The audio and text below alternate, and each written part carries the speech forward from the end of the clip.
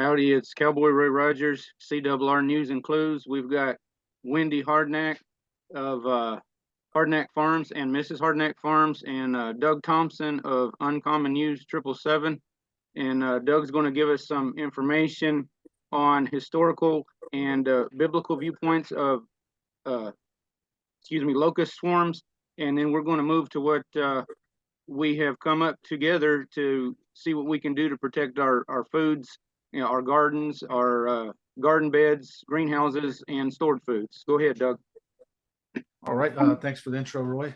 Okay, guys. So, there's a lot of people that believe in end time prophecy and that we are currently living in the last days, the end days.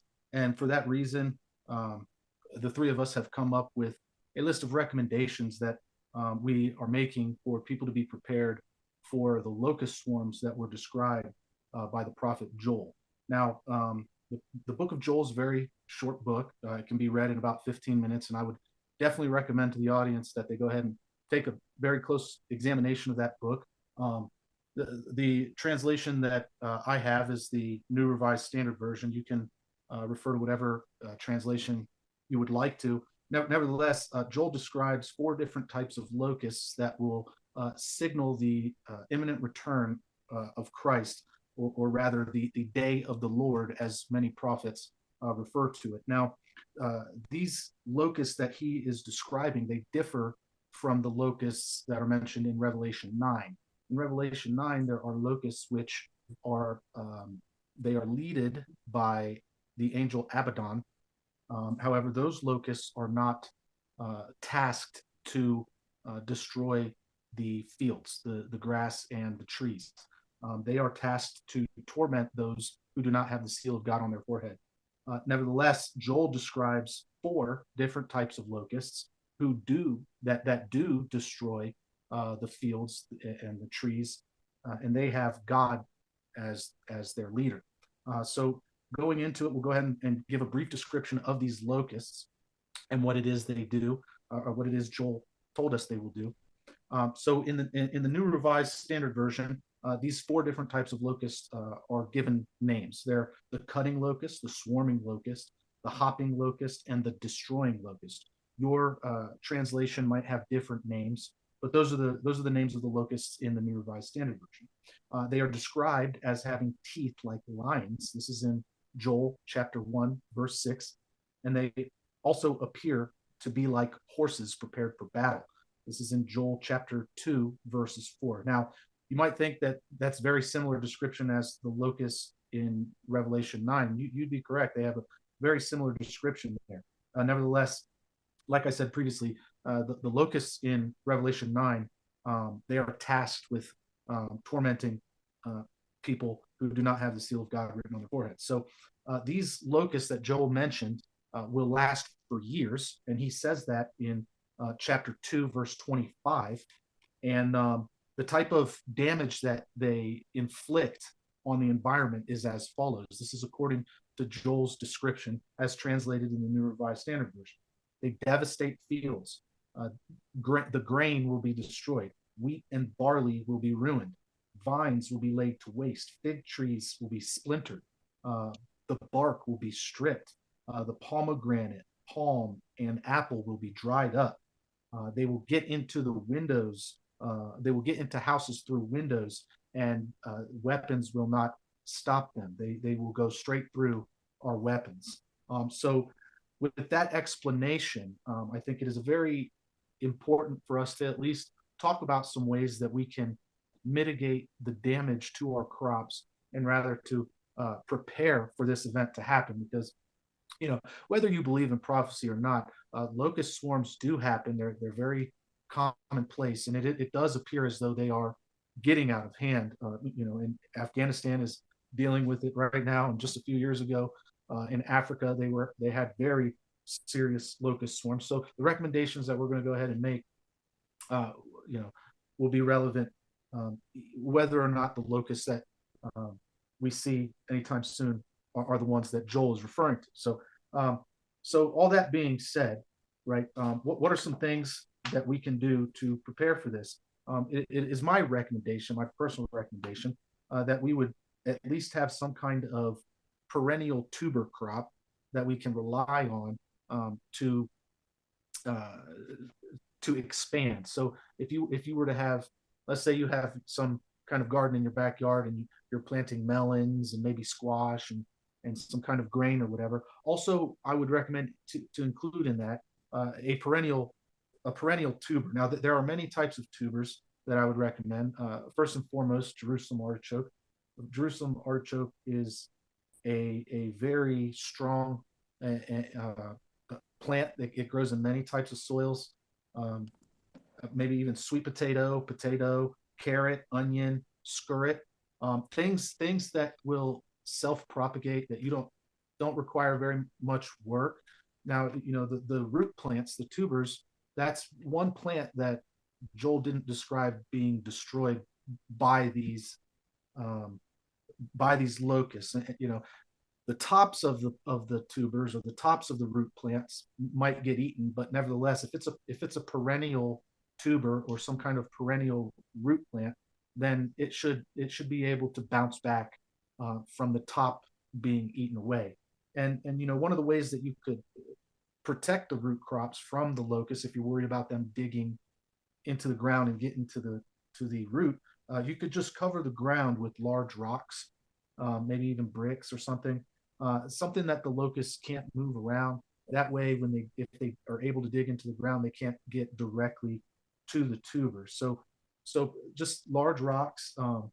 And while you're at it, you might as well set out some kind of net or trap so that you can catch some of these locusts and potentially feed them to your birds. If you have chickens or guinea fowl or quail or something, perhaps you can catch some of these as they're going through your area and then feed them to your birds. I'd recommend maybe think about grinding them up, turning them into a powder and drying them out. That way, the material, they'll last longer. You'll be able to preserve it and at least get some eggs out of the locusts, because they will devastate everything for the most part. And I want to read this one quick excerpt from Joel chapter 1, verse 4, just so you can kind of get an idea of the type of damage that they do.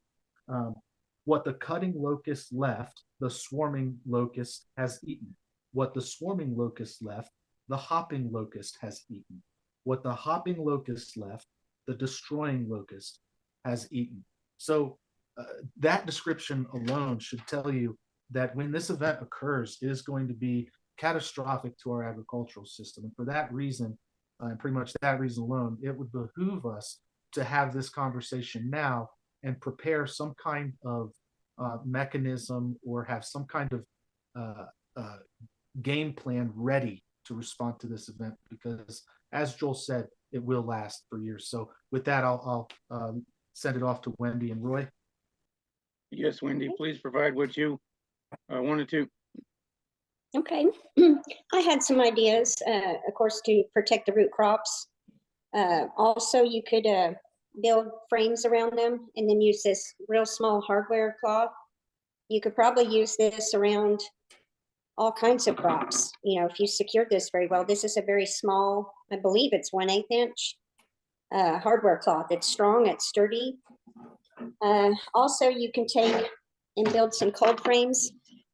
And what I would suggest is either doing the cold frame, what'll go on the ground will be bricks, or you could use cinder blocks, or you could even use this concrete board that I have got, just to kind of show you an estimate of what this is. It is a really thick concrete board, and you could build a cold frame out of this and use the polycarbonate on the top, and then make sure you secure it to the board where you can open it and close it.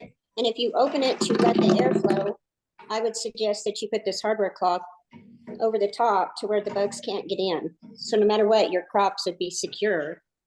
That's just a couple ideas I had. If you already have a greenhouse, which, how he was describing that, if they can get in to your home, I would assume they could get into the greenhouse. So I was looking around the geothermal greenhouse and I thought, how could I secure that to where they can't even get into that? Well, I would have to use that same hardware cloth and cover the louver, and then cover the outside of the louver, make sure I do it on both sides to where it can't get in. I would also have to bring the soil up around a little bit more around the geothermal greenhouse and probably build a front room onto it so at least you could get in and then go through another door, trying to keep them out. I was just kind of thinking of some ideas, but I will come up with some more in the future, but that was just a few things that I thought of that could protect your crops, at least Yeah. grow lettuces and beets and carrots and rutabagas, and probably could grow some cucumbers. If you built a deep enough cold frame, you could trellis some in there or let them grow on the ground and just make sure you protect them. But even when you go to open them to harvest, you have to deal with those locusts. So anyway, Roy, what are some ideas that you might have? I agree a lot with both of yours, and I hadn't even thought of the tubers and so forth. So that, and actually, I have some just naturally going in my place, or not necessarily tubers, but like the perennial onions and garlic that just grow. They freeze off the top of the winter, and then they grow again and keep reproducing here. So that is some excellent, especially for a larger amount. So you're not restricted to a small space. And the one thought I had first had was just the hardware cloth there. That's a galvanized coated wire so that it's not susceptible to acids from the insects or other things. It's more durable than like a screen. A screen would keep out pretty much all insects, but then it wouldn't allow in your honeybees and your ladybugs and so forth that are beneficial to the plants. You might need to put both. The screen's not going to keep cats, raccoons, and assorted vermin out. If you're building flat on the ground, you'll need something like the hardware cloth or something else underneath, possibly because of moles and gophers digging up from the bottom. Depending on your climate, up in British Columbia, Brian Gunderson, whose channel is Geomagnetic Earthwatch, he uses wood frames at this time and then puts 3 inches of a styrofoam insulation so he can grow year round. So the thickness of what material you want to use could be determined about your climate. Although if it's thicker, that can help keep out some of the heat if you have small beds also, I'm sure.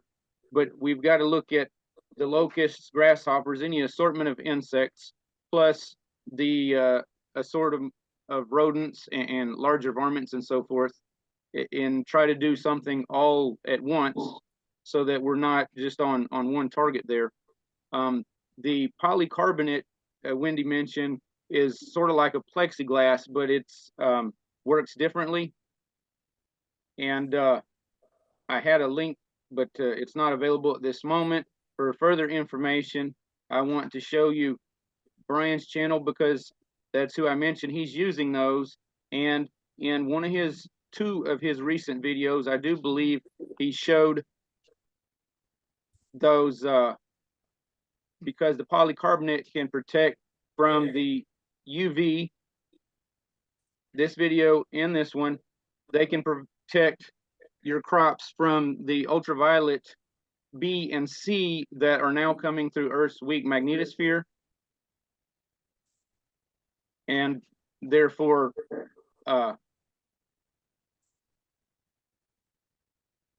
affecting the plants not only like a sunburn, but actually affecting the genetic makeup of the plants and the produce of them.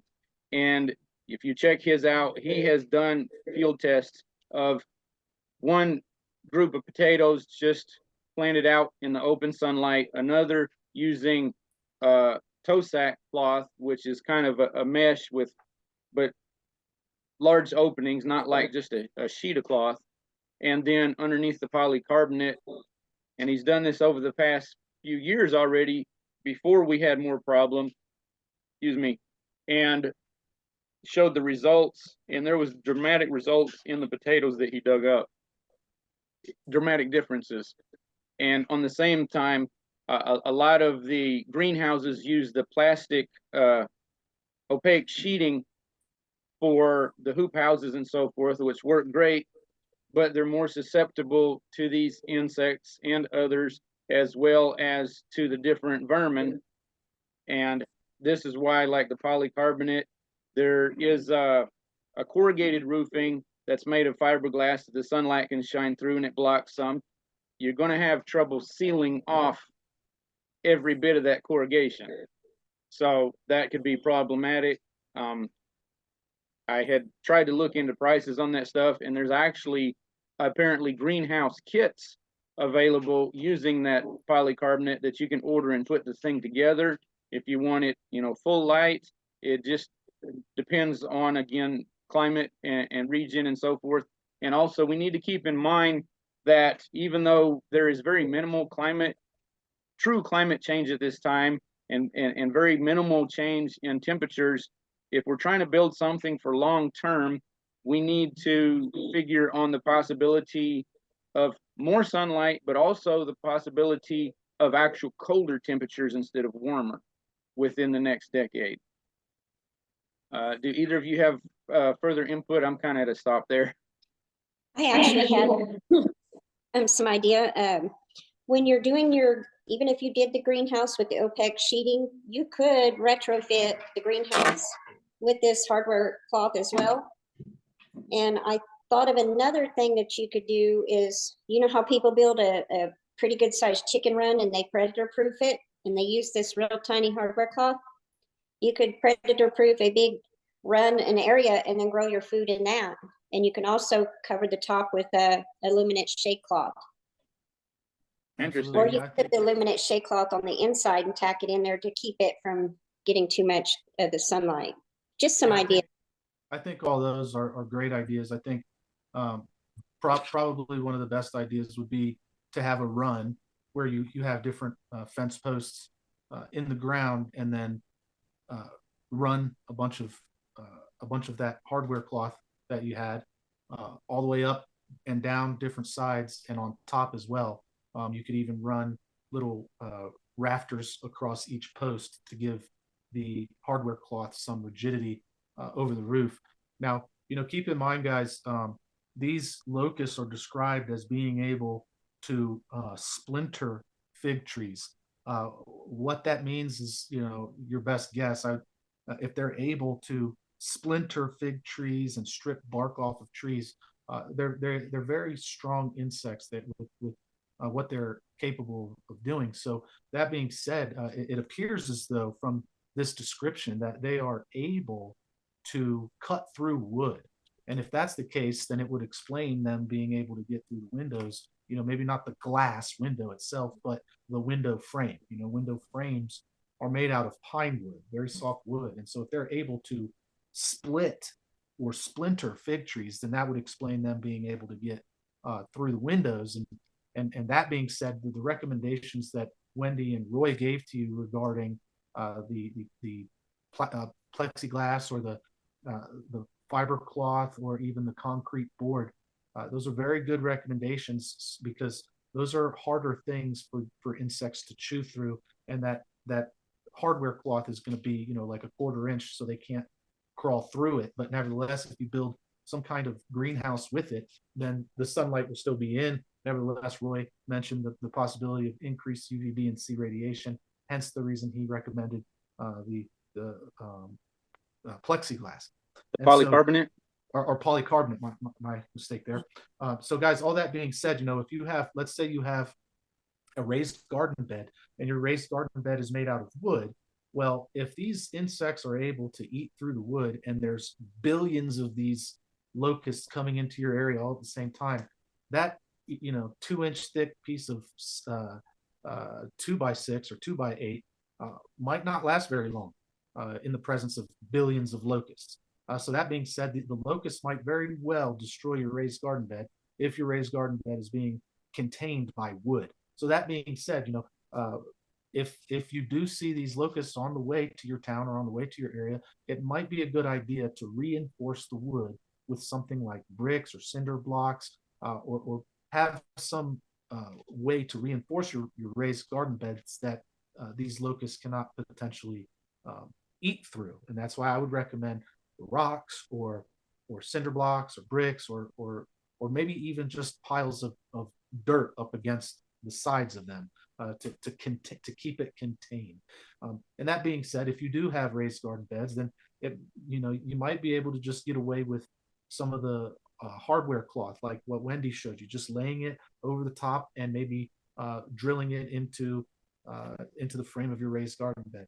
That's what I use. I use raised garden beds. That's the reason why I'm speaking about raised garden beds a lot right now, because those are the types of things that I will be doing. I will be placing large rocks on the soil of my raised garden beds. I will be if the locusts come to my area, I will be clipping all of the green matter above the root crops and bringing it inside for my animals. I'll be bringing some of my birds inside when that happens, and they will be living off of the the feed that I have for them set aside, and I'll be able to use the sweet potato greens and preserve them for myself and my family. And then when the locusts go over, as long as I continue to water those perennial root crops, they will bounce back, and it'll be something that at least my family will be able to rely on should the agricultural system be considerably damaged from this event. So,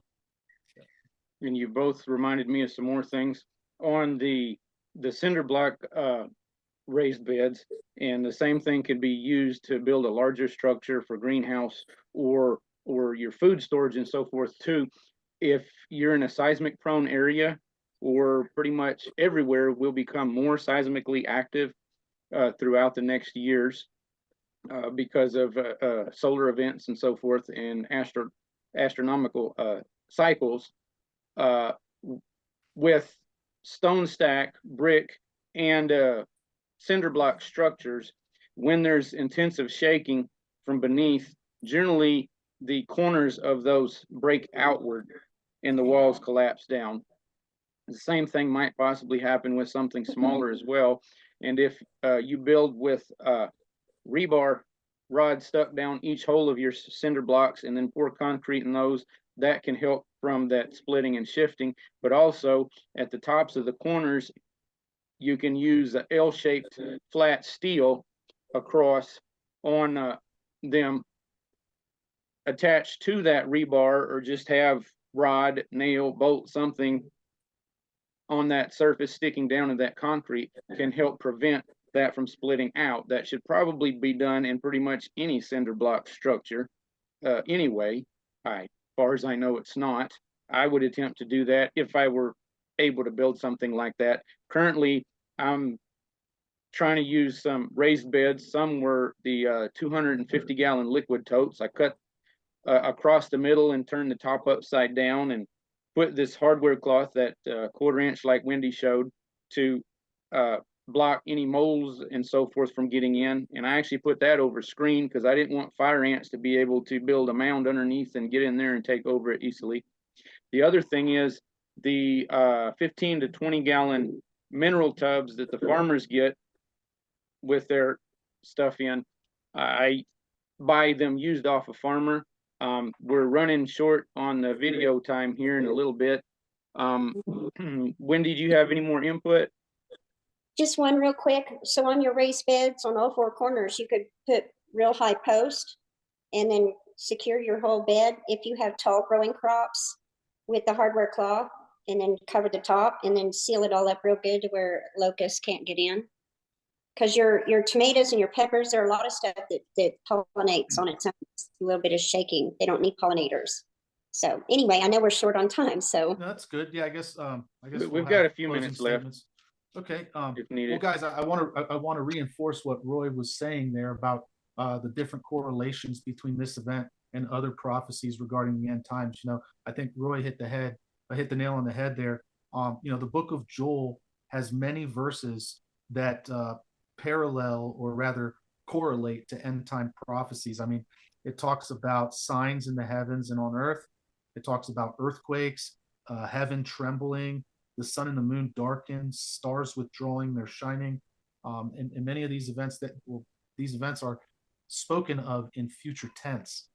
Many times there's the voice of God in here saying, "I will do this, I will do that." So these are spoken of things to come, right? So the book of Joel is very short. It's just a couple, 3 3 chapters long, to be read in a few minutes. I would definitely recommend whatever Bible you have to open it up, take a very close look at it. But for my closing statement, I'd like to end with this, if you guys don't mind me reading the scripture here. Please do. Okay, Yes. we'll go ahead. We'll go ahead and read Joel chapter 2, verses. We'll just read Joel chapter 2 up until verse 14. So 14 verses in the book of Joel. Blow the trumpet in Zion, sound the alarm on my holy mountain. Let all the inhabitants of the land tremble, for the day of the Lord is coming. It is near, a day of darkness and gloom, a day of clouds and thick darkness, like blackness spread upon the mountains. A great and powerful army comes. Their like has never been from old, nor will be again after them in ages to come. Fire devours in front of them. Fire devours in front of them, and behind them a flame burns. Before them the land is like Garden of Eden, but after them a desolate wilderness, and nothing escapes them. They have the appearance of horses, and like war horses they charge. As with the rumbling of chariots they leap on the tops of mountains, like the crackling of a flame of fire devouring the stubble, like a powerful army drawn up for battle. Before them people are in anguish. All faces grow pale. Like warriors they charge. Like soldiers they scale the wall. Each keeps to his own course. They do not swerve from their path. They do not jostle one another. Each keeps to its own track. They burst through the weapons and are not halted. They leap upon the city. They run upon the walls. They climb up into the houses. They enter through the windows like a thief. The earth quakes before them. The heavens tremble. The sun and the moon are darkened, and the stars withdraw their shining. The Lord utters his voice at the head of his army. How vast is his host! Numberless are those who obey his command. Truly, the day of the Lord is great, terrible indeed. Who can endure it? Yet even now, says the Lord, return to me with all your heart, with fasting, with weeping, with mourning. Rend your hearts and not your clothing. Return to the Lord your God, for he is gracious and merciful, slow to anger and abounding in steadfast love, and relents from punishing. Who knows whether he will not turn and relent and leave a blessing behind him, a grain offering and a drink offering for the Lord your God.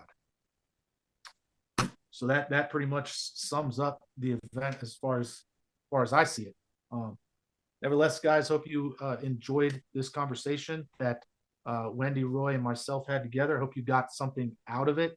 And with that, I will yield the final words to Wendy and Roy. Thank you. Thank you. I have one thing here I would like to show.